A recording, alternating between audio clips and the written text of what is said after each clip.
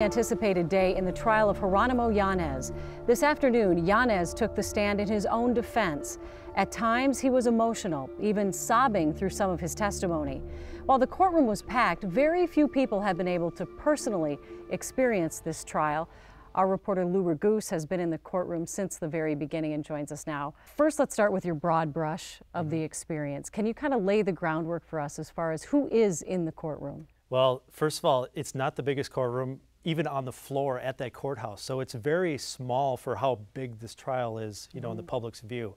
There's family members of Jeronimo Yanez, there's family members of Philando Castile, there's reporters, and there's some other lawyers, and that's basically it. So what has the emotion been like in that room this week?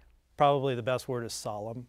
The judge made an order that no one is allowed to make an outward show of emotion, like yell out or cry out or say anything.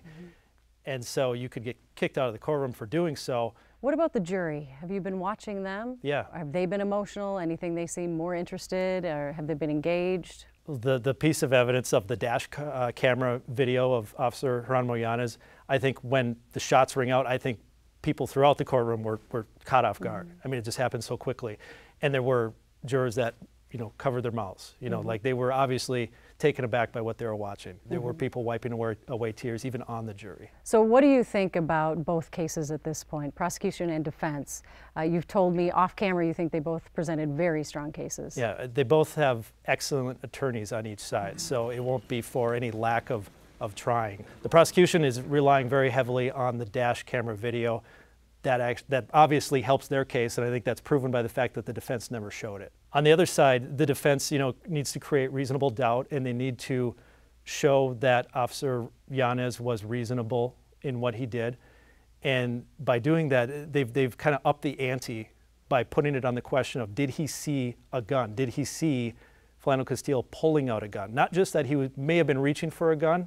It's not just like what was in his head, but it was what did he see? Let's talk about Officer Yanez for a moment. He testified today, and you reported earlier that he was very emotional on the stand. How did you think he did, and what did you take away from that testimony? When he talked about the shooting itself, that's when he got emotional, and he said that he was scared for his own life, and he described his family and his wife and his baby girl. He has a young daughter pop into his head.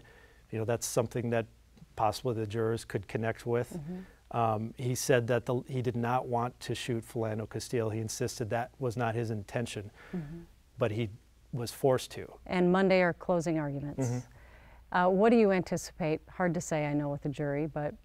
Well, I think that the prosecution is going to tell them to believe their eyes and believe their ears. If they're to believe the defense, it'll be that, there's no proof whether he actually pulled out the gun or not. Thank you so much, Lou. We appreciate all your reporting.